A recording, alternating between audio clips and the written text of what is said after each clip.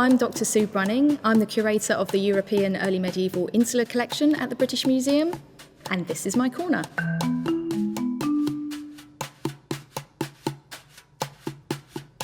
Welcome to a very special edition of Curator's Corner.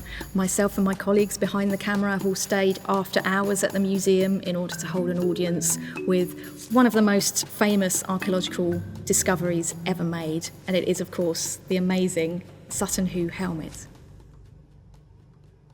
The helmet takes its name from the site in Suffolk, eastern England, where it was discovered in 1939 as part of an amazing ship burial, a 27-metre-long ship that was buried beneath a huge earth mound. And this burial took place in the early 7th century, so we're talking about the Anglo-Saxon period in England.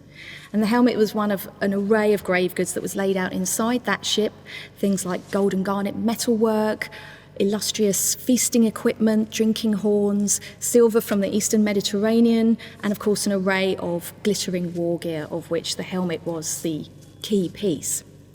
There are only about 4 complete metal helmets that survive from this period. Otherwise, we only really have fragments of others, and this one is the most elaborate.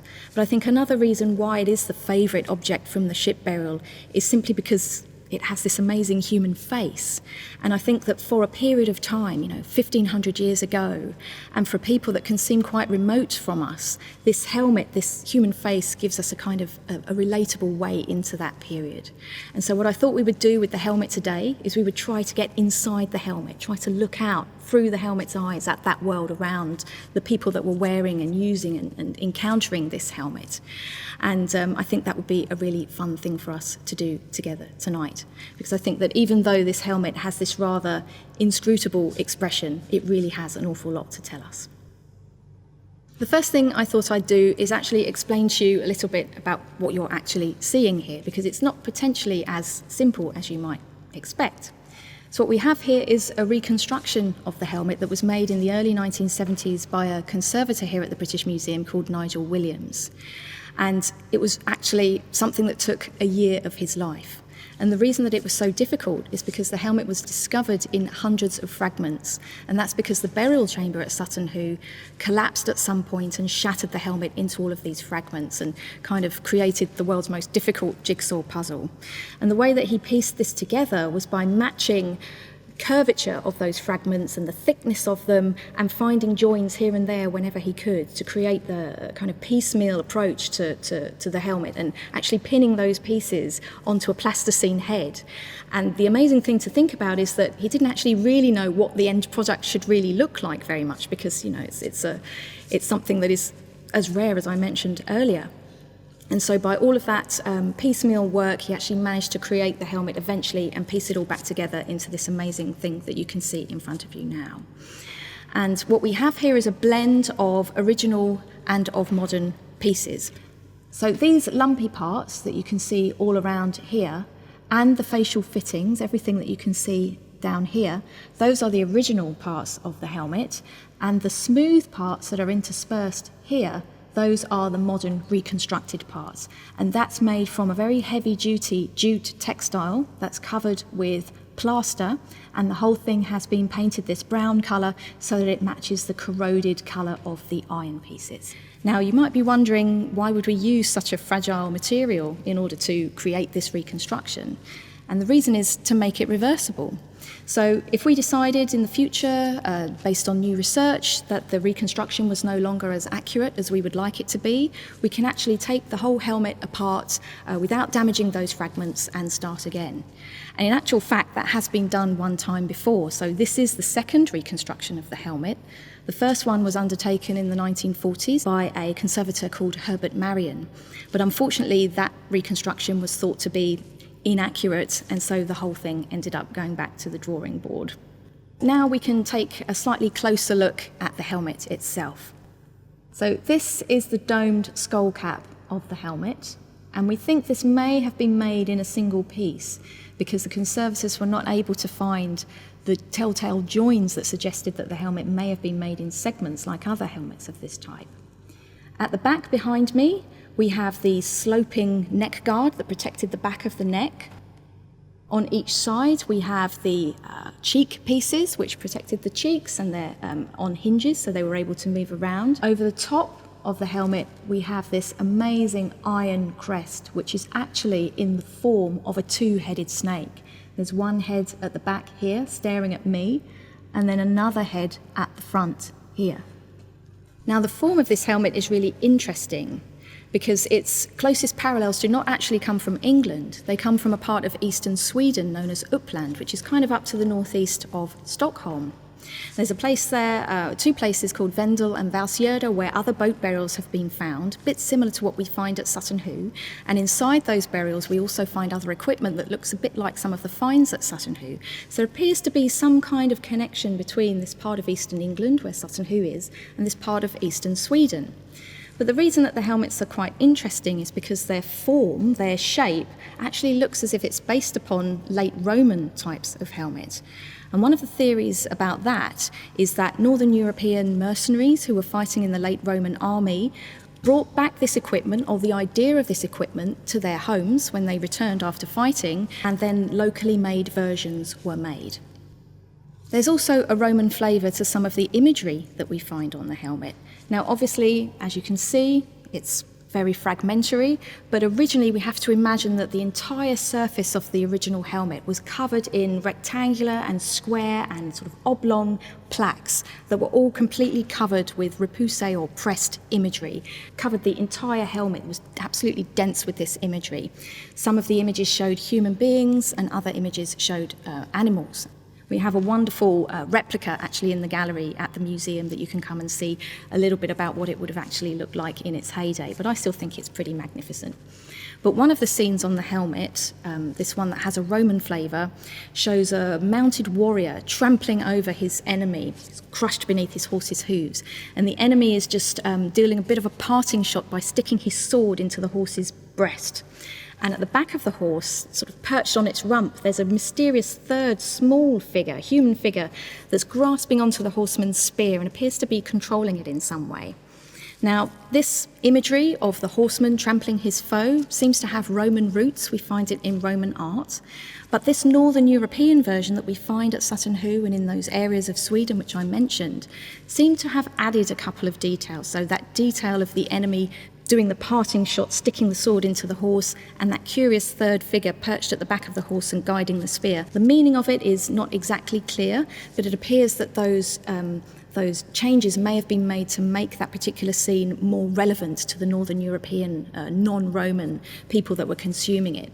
And it's very interesting because it makes a kind of unambiguous imagery of victory into something a little bit more ambiguous. Both of those warriors, the rider and the person that's being trampled, appear to be experiencing both victory and defeat at the same time. Another image on the helmet is a little bit more curious. It shows two human beings standing side by side, carrying a sword and a pair of spears and the most fabulous headgear. It's kind of like this horned piece of headdress or something like that, and each horn ends in two fierce birds of prey heads. Now, we don't really know what these people are representing, but we do know that they turn up in the art not just at Sutton Hoo, but in other parts of northern and northwestern Europe as well. Some people interpret it as some kind of ritual performance. The men are not kind of facing each other as if they're warring with each other. They're standing side by side and their legs are kicking out, so they appear to be moving. Some people have seen this perhaps as some kind of ritual dance that's connected with traditional, that is, pre-Christian beliefs and cultural practice. We really don't know for certain, I'm afraid. It's one of those enduring mysteries. But I think that what we can see with this imagery, based on what we've looked at just now, is that we can see the imagery is showing us these connections between the past and the present, between different regions and cultures, different times. The helmet is not just home to a lot of strange human beings, it's also a veritable menagerie of creatures. There are so many animals that are kind of depicted all over this helmet. There's lots of interlacing creatures on some of the other panels covering the body of the helmet, but the thing I really want to talk to you about today is these facial fittings and this great crest that's running over the top of the helmet. So this crest is a functional piece. It's made of iron, it's very solid, it would have been able to deflect any blows, but it's actually also a great serpent. So you'll be able to see at the front here the serpent's head, and it has two of these heads. There's also one at the back that's kind of staring at me right now. It's a little bit disconcerting. So we have this strange two-headed creature, not really like anything that you find in nature, with these staring eyes made from two garnets. And then there are also three other creatures on the front of the helmet. They take a little bit of puzzling in order to see them. If I invite you to look at the human face, the more you look at it, the more you might begin to see that actually it's not just a human face, it's a flying creature. So we can see the head of the creature here coming up to meet the crest of that snake coming down. Then those eyebrows actually become the creature's wings, the nose becomes its body, and the little curved moustache becomes its tail. And what we're left with is this flying creature that's soaring up the front of the helmet. And each one of its wings is lined with these red garnets, so it's almost as if those wings are flaming away there. But at the ends of each one of those eyebrows, we also have boar's heads with these sharp tusks. Very strange. But boars appear to have some kind of special connection with helmets during this period. So two of the other helmets that we have that survive from this period are also emblazoned with boar motifs. And the famous early medieval poem Beowulf also describes helmets that are emblazoned with boars, and those helmets are impenetrable because of those boar motifs. Now, if you're able to come around the side of the helmet here and look at the sides of the dragon-like creature and the snake that's coming down the centre of the crest here, you'll actually be able to see that they're not just passively meeting noses and having kind of like a quite nice conversation. They've not just been laid there. The sides of their faces are full of teeth, so they're baring their teeth as if they're almost ready to tear each other apart. And what we have here are a set of creatures that are predators. They're very difficult to deal with. You wouldn't really want to cross them. They have these very strong, aggressive qualities. These qualities, actually, that any leader of this period would have aspired to. And by wearing a helmet like this that is covered with this aggressive imagery, he's really saying, I am like the dragon, I am like the snake. Cross me at your peril. So I'd like us to return briefly to the eyebrows of the helmet because they contain another surprise. Each one of the eyebrows is lined with red garnets, and they're a semi-precious gemstone that was very popular in high-status metalwork of this period. Now, normally each one of these garnets would be backed with a gold foil, and the reason for that would be that the light would shine into the garnet, it would catch on that gold foil, and then it would reflect back out and glow red. I think the best example that I've heard is of a bike reflector.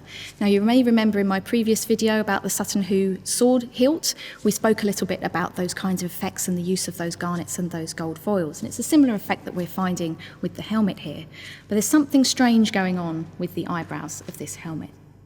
The garnets on the proper right side, this eyebrow here, those garnets all have those foils behind them, but the ones on the left side here, they don't have those foils. So in practice, generally, what that would mean is that the right side would have been a bit more glittery, a bit more glowy in certain scenarios, such as possibly the flickering firelight of the mead hall, and this side, where the foils are not present, would have been left in darkness. So, in other words, the helmet may have appeared as if it was one-eyed. Would this be something that was just the result of a repair, or could it have been something that was a little bit more deliberate? Well, a really interesting paper was written in the last few years by a couple of experts called Paul Mortimer and Neil Price, and they argued that this was actually deliberate. And their point was that what we might be looking at here is a reference to the early god Woden, who's better known by his Scandinavian name of Odin. Now, in Norse mythology, Odin, quite famously, gave up one of his eyes in order to gain wisdom, and that one-eyedness then became one of his defining attributes, and it's something actually that's lasted down to the present day. So that's why in the Marvel movies, in those Thor movies, Odin actually has an eye patch. So what we might be seeing here is an attempt to connect the wearer of the helmet with Woden, so possibly to invoke Woden's protection, to absorb Woden's particular strength, maybe even at the extreme, to even describe or show the wearer of the helmet is actually like or becoming Woden himself. These sorts of ideas start to lead us away from the physical aspects of the helmet towards more sensory considerations about what it was actually like to wear this helmet. Now, we estimate that it probably weighed about 2.5 kilograms, so it was pretty heavy. It was, literally heavy wears the crown. It's something that you had to bear on top of your head. You would never forget that you were wearing it. But also, we can see that the helmet is completely enclosed. So we have all of these guards surrounding the head, and that actually would have affected and altered all of your senses. So your sense of vision, your hearing, your sense of smell, even your voice may have been altered by the very wearing of the helmet.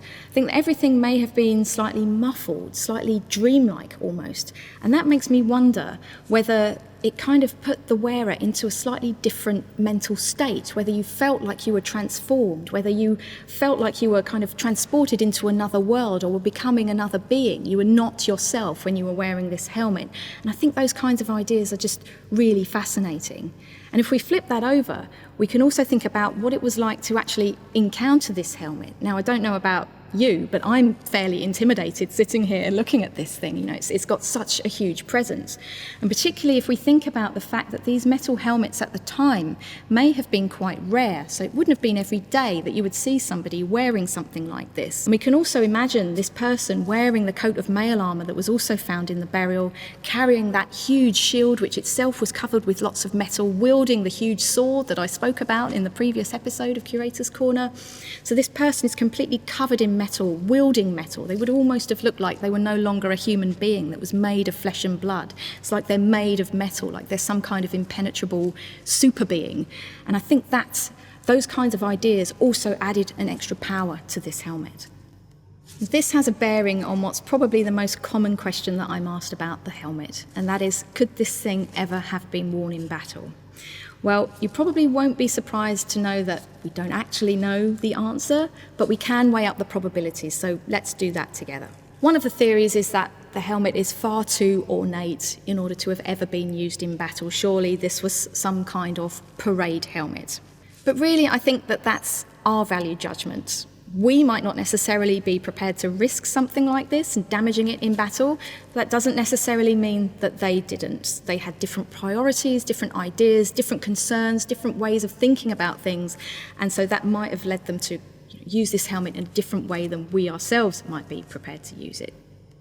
This is a time when this kind of display, this kind of imagery is actually really important, really powerful, and not all of those battles are actually fought on the battlefield.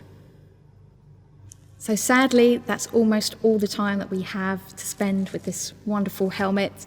Believe it or not, this is only the second time that I've ever seen the helmet outside of its display case in more than 10 years working at the British Museum. So really, this is kind of like a once-in-a-decade experience that we've been sharing. So thank you for spending this time with me and with this wonderful helmet.